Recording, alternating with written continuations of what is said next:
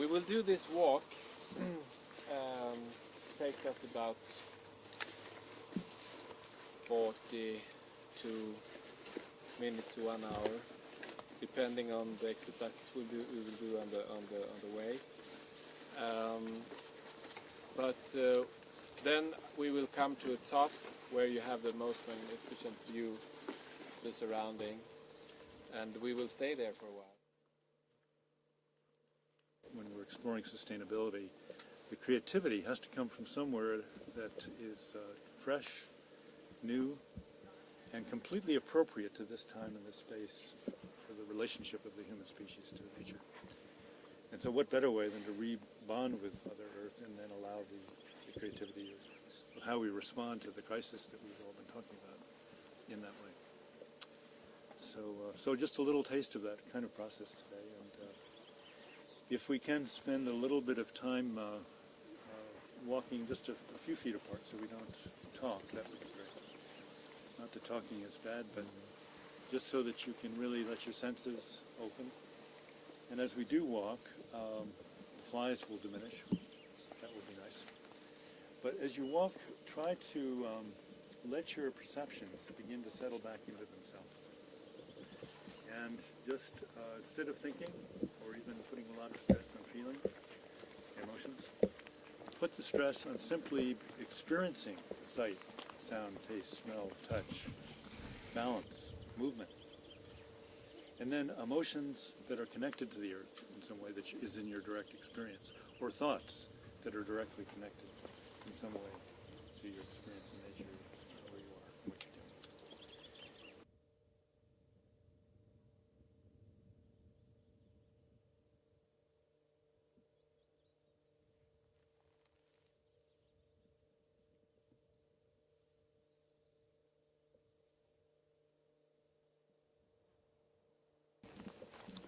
The challenge is that, first of all, we think about our source, so we're immediately separate from it. You know, by thinking about one's essence, you immediately separate yourself from the wholeness of it. And so again, the principle of presence and surrender is very important there. You simply are present and let go. It's a gift. The present is a gift.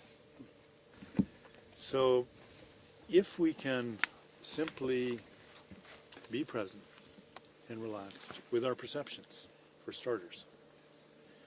One of the most powerful ways to connect with, or reconnect with nature, is to simply begin to become familiar once again with our perceptions, especially of the familiar ones of sight and sound and taste and touch and smell, but also with balance and movement, with the life force itself. Those are emotions that are completely connected to place, to source, to now. There are two styles of standing meditation that are easy to learn. These come out of both Native American and Taoist Chinese traditions. One of them, this is the stance that comes out of the tradition of Tai Chi, which I'm sure you've all seen. You'll notice my heels are together and my toes are pointing out in this direction. And then that allows my legs to rise pretty straight, but the V-shaped shape of the feet gives stability to being able to stand there. And then if you kind of visualize a thread, I like to think of it as the thread-like lifting of the spirit into the sky. If you can visualize the thread of your spirit lifting into the sky, kind of holding you, as if your spirit is kind of holding you, just like as if the body were a puppet hanging on the end of the string of your spirit. And the belly is kind of full, and there's some of your awareness right here in this area around the navel and a little bit below, and inside. That's where actually most of the life force tends to reside in our body.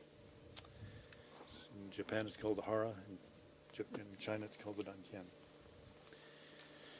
Then let the arms relax into their natural position. The shoulders get very loose and relaxed. Feel that thread-like lifting. Unlock the knees so they're not bent, but they're not locked and tight. They're just slightly unlocked with a kind of gentle openness. Again, a little bit of the awareness is in the navel area. Feel the lifting of the spirit, which allows the spine to elongate. And now feel through the soles of your feet, especially in the front third of your foot, in the center of the front third of your foot. There's a place there called the bubbling well, or the bubbling spring point in acupuncture. That's the point. That's the magical point that we in the modern world need the most. It's the point at which we make the deep earth connection. It's no accident it's called the bubbling well or the bubbling spring. It's the place where the energy of Mother Earth actually enters us. And if we're fortunate enough to be in a moccasin like the Native Americans use, or a natural rubber-soled shoe, your energy, your life force can actually go through the rubber and down into the earth. So feel down from that point in the center of the front third of your foot and imagine very delicate little roots, or maybe just one little tender root going down into the earth from that point, like you're a tree. I mean, look at this amazing being here. This is our teacher right now. So just like this tree here, feel the root or the roots going down into the earth for just a moment. Maybe close your eyes. And feel those very delicate shoots going down into the Great Mother, into Gaia.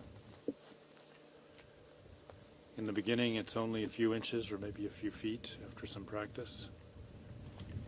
After a while, it goes deeper and deeper until actually you feel like you're connecting to the very core of Mother Earth.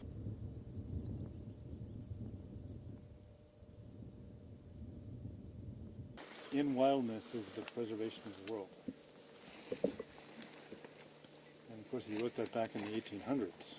And for all of us in the future. And I think that time is definitely now. And we have this wonderful taste of wildness here that I think can help us remember that primordial nature inside of each one of us.